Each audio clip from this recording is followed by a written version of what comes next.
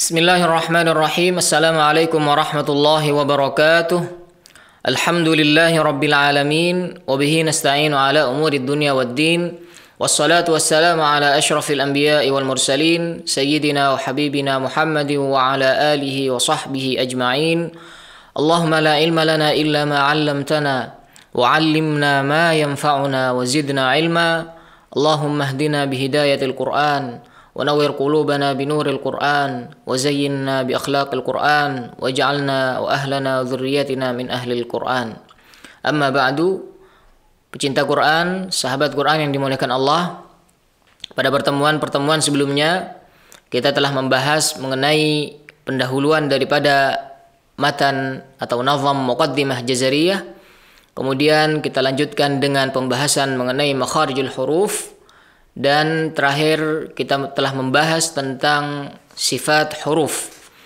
Maka pada pertemuan kali ini kita akan melanjutkan bait-bait daripada nazam Muqaddimah Jazariyah yang akan membahas mengenai pengenalan tajwid, definisi tajwid, hakikat tajwid, hukum penerapannya, dan bagaimana atau wasilah perantara yang mengantarkan kita agar kita membaca Al-Quran dengan tajwid. Namun pada pertemuan kali ini kita akan membahas 3 bait saja daripada bait mengenai pengenalan tajwid. Sebelum masuk kepada penjelasan lebih lanjut, maka kami akan membacakan terlebih dahulu bait-bait yang akan kita bahas pada pertemuan kali ini. Qala al-Imam al-Muhaqqiq Ibnul Jazari rahimahullahu ta'ala wa nafa'ana bi'ilmihi fid darain amin. Wal akhdhu bit tajwid hatmun lazimu man lam yusahhihil Qur'ana athimu li'annahu bihil ilahu anzala wa hakadha minhu ilayna wasala wa huwa aydan hilyatut tilawati wa zinatul ada'i wal qira'ati. Di sini Imam Jazari akan menerangkan tentang penerapan hukum-hukum tajwid atau penerapan tajwid secara umum. Beliau mengatakan wal akhdhu bit tajwidi hatmun lazimu man lam yusahhihil Qur'ana athimu. Dalam riwayat yang lain, dalam naskah yang lain, beliau mengatakan man lam yujawwidil Qur'ana athimu. Di sini ada beberapa kata yang perlu kita maknai terlebih dahulu. Wal akhdhu bit tajwid. Al akhdhu bit tajwid maksudnya adalah menerapkan tajwid, menggunakan dan mengambil tajwid ketika membaca Al-Quran. Jadi wal akhdhu bit tajwid adalah menerapkan tajwid hatmun lazimu. Hatmun maknanya adalah suatu keharusan. Jadi harus diterapkan. Lazimu di sini maknanya adalah wajib. Ya, sesuatu yang bersifat wajib. Jadi menerapkan tajwid di dalam membaca Al-Quran adalah suatu keharusan dan sesuatu yang bersifat wajib. Nanti kita akan menjelaskan lebih lanjut. Wajib di sini ada yang dikenal dengan wajib syar'i, ya, wajib yang jika ditinggalkan maka dia akan berdosa, dan jika dilakukan dia mendapatkan pahala. Ini wajib syar'i. Nanti juga ada wajib sinai, ya, wajib yang diistilahkan oleh ulama tajwid. Wajib di sini nanti akan kita jelaskan sebagaimana yang dibagi oleh beberapa ulama. Ulama membagi wajib nanti akan kita kenal dengan wajib syar'i, ada yang wajib sinai. Nanti akan kita jelaskan. Intinya menerapkan tajwid di dalam membaca Al-Quran adalah suatu keharusan bagi seorang pembaca Al-Quran dan sesuatu yang bersifat wajib bagi mereka. Kemudian beliau mengatakan man lam yusahhihil Qur'ana athimu. Siapa saja yang tidak memperbaiki bacaan Al-Qur'annya dan dia tahu bahwasanya dia salah ketika membacanya, namun dia enggan untuk mencari guru, enggan untuk belajar, fahuwa athimu. Man lam yusahhihil Qur'ana athimu. Maka dia telah berdosa. Jadi di sini Imam Al-Jazari, Al-Imam Ibnul Jazari menerangkan tentang wajibnya menerapkan tajwid di dalam membaca Al-Quran. Kemudian beliau pada bait selanjutnya beliau menerangkan kenapa kok diwajibkan. Kenapa kok diwajibkan menerapkan tajwid di dalam membaca Al-Quran? Beliau mengatakan, li'annahu bihil ilahu anzala wa hakadha minhu ilaina wasala. Li'annahu bihil ilahu anzala, karena sesungguhnya bihi, ya, dengan tajwid, al ilahu anzala, Allah Subhanahu wa taala menurunkan Al-Qur'an. Jadi Al-Qur'an ini diturunkan oleh Allah Subhanahu wa taala kepada nabi kita Nabi Muhammad dengan tajwid, ya, dengan tajwidnya. Wa hakadha minhu ilaina wasala, dan begitulah Al-Qur'an ini sampai kepada kita sekarang juga masih dengan tajwid. Tidak ada perubahan. Dari zaman Nabi SAW hingga zaman ini, bahkan sampai hari kiamat, maka Al-Quran ini selalu dibaca dengan tajwid. Tentunya dengan perantara para masyayikh, para ulama yang bersambung sanadnya kepada baginda Rasulullah SAW. Ini maksud daripada wa hakadha minhu ilaina wasala. Dan beginilah Al-Quran diturunkan dan sampai kepada kita dengan tajwid. Makanya wajib bagi kita sebagai seorang muslim untuk menerapkan tajwid ketika membaca Al-Quran. Wa huwa aidan hilyatut tilawati wa zinatul adai wal qiraati. Nah, di sini juga fungsi lain daripada tajwid itu sendiri. Apa kata beliau? Wa huwa aidan hilyatut tilawati. Dan tajwid juga merupakan hilyah, penghias at-tilawati, penghias daripada tilawah, daripada bacaan. Wazinatul ada'i wal qiraati, juga sebagai pengindah al-ada dan qiraah. Nah, kalau kita perhatikan di bait ini ada 3 kata yang mungkin serupa dalam makna, namun terjadi perbedaan di situ, yaitu at-tilawah, al-ada dan al-qiraah. Para ulama membedakan di antara 3 kata tersebut. At-tilawah berarti adalah bacaan yang dibaca secara terus-menerus dan kontinu. Itu disebut dengan tilawah. Bisa kita istilahkan dengan wiridan Al-Quran kita setiap waktu, setiap hari. Itu disebut dengan tilawah. Misalnya setiap kali sholat kita membaca Al-Quran. Setiap kali, misalnya setiap pagi kita membaca Al-Quran. Ini disebut dengan tilawah, karena dibaca secara kontinu dan terus-menerus. Kemudian al-ada. Al-ada ini kata para ulama adalah bacaan yang diambil dari seorang guru, atau bacaan yang dibaca di depan seorang guru. Itu disebut dengan ada. Jadi kalau ada seorang misalnya mengambil sanad Al-Quran kepada seorang guru, dia membacanya di depannya, maka bacaan yang dia baca di depan gurunya itu disebut dengan ada. Dan yang dia baca kemudian kepada muridnya itu disebut dengan ada. Adapun qiraah, al-qiraah itu adalah bacaan secara umum. Misalnya kita berkhutbah, kemudian kita membaca Al-Quran, ini disebut dengan qiraah. Atau kita berdalil dengan ayat misalnya, maka ini disebut juga dengan qiraah, bacaan secara umum. Dan qiraah mencakup tilawah juga ada. Artinya apa? Artinya ketika kita membaca Al-Quran dalam kondisi apapun, ya, kita harus tetap menerapkan tajwid di dalam bacaan Al-Quran kita. Inilah maksud daripada 3 bait ini.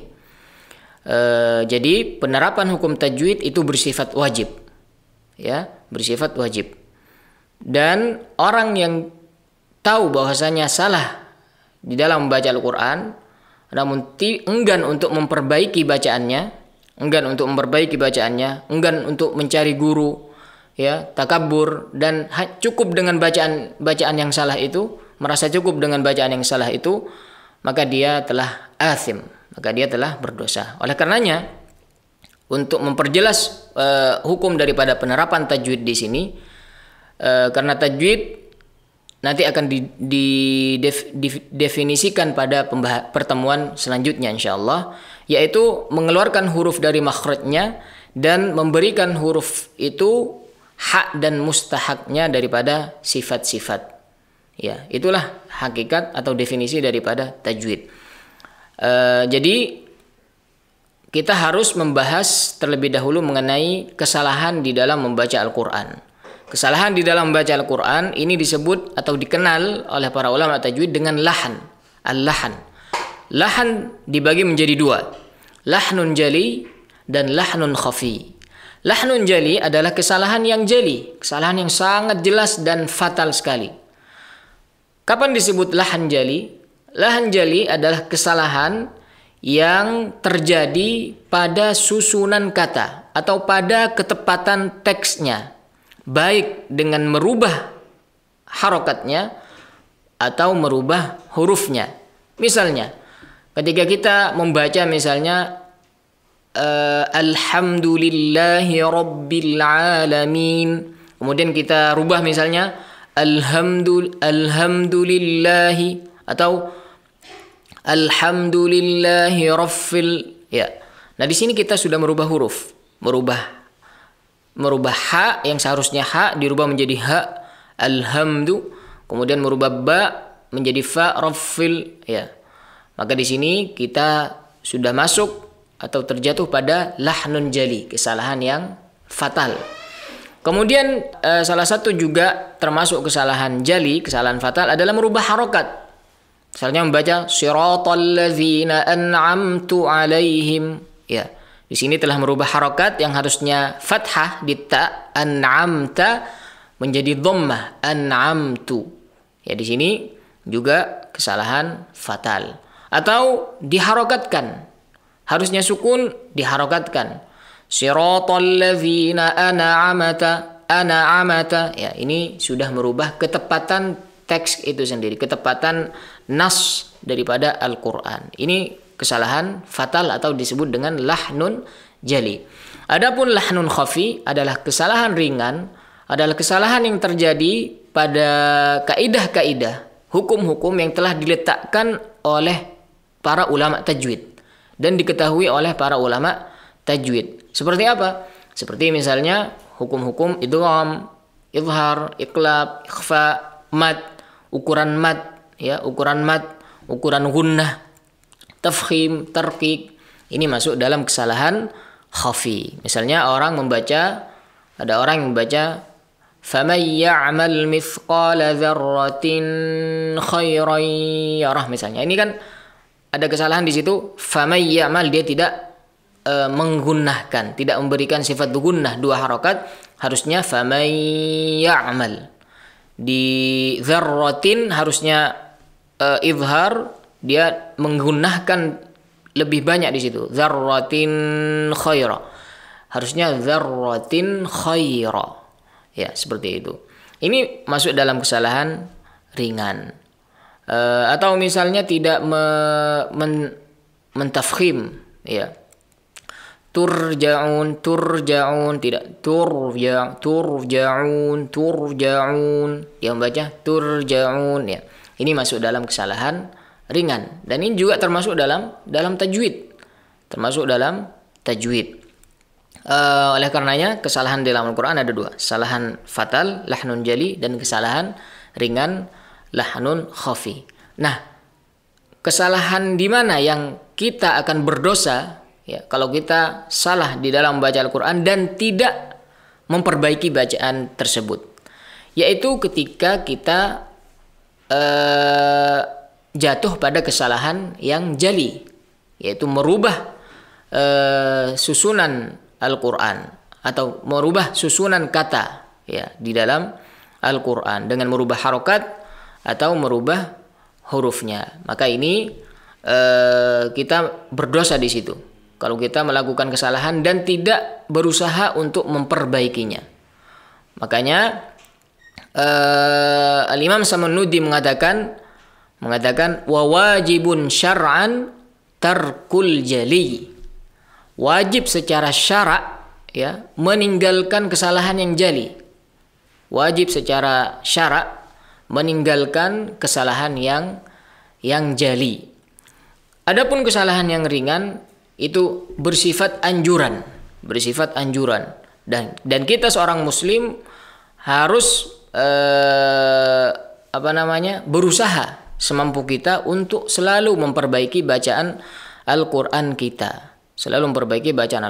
Di dalam hadis yang telah atau sering kita dengarkan, ada hadis yang mengatakan al-mahiru bil Qur'an ma'as safaratil kiramil bararah.